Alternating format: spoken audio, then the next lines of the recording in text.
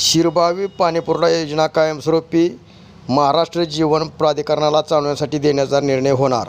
पाणीपुरवठा मंत्री नामदार गुलाबराव पाटील आणि आमदार शाहीबाब पाटील यांच्या उपस्थितीत आज बैठक। सांगोला तालुक्यासाठी वरदायिनी असलेली शिरबावी प्रादेशिक पाणीपुरवठा योजना कायमस्वरूपी महाराष्ट्र जीवन प्राधिकरणाने चालवावी यासाठी उद्या महत्त्वपूर्ण निर्णय घेण्यात येणार आहे। राज्याचे पाणीपुरवठा व स्वच्छता मंत्री नामदार गुलाबराव पाटील आणि आमदार शाहीबाब पाटील यांच्या उपस्थितीत आज बुधवार दिनांक 4 सप्टेंबर रोजी मंत्रालयात उच्चस्तरीय अतितात्काळ बैठक आयोजित करण्यात आली आहे।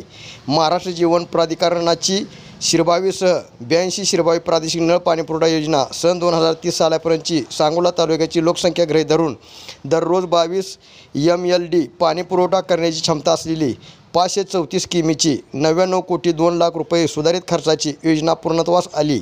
शिरबावी योजना कार्यान्वित करताना ही योजना महाराष्ट्र जीवन प्राधिकरणाने पुढील 15 वर्षे चालवावी असा ठराव 25 मे 2005 रोजी झाला होता। 20 मार्च 2020 रोजी 15 वर्षाची मुदत संपल्याने शिरबावी योजना हस्तांतरण करून घ्यावी असे पत्र महाराष्ट्र जीवन प्राधिकरणाने जिल्हा परिषदेला पाठवले होते। त्यानंतर आमदार शाहीबाब पाटील यांनी पाणीपुरवठा व स्वच्छता मंत्री गुलाबराव पाटील यांच्याकडे पत्रव्यवहार करून या योजनेला ऊर्जित अवस्था प्राप्त करून दिली।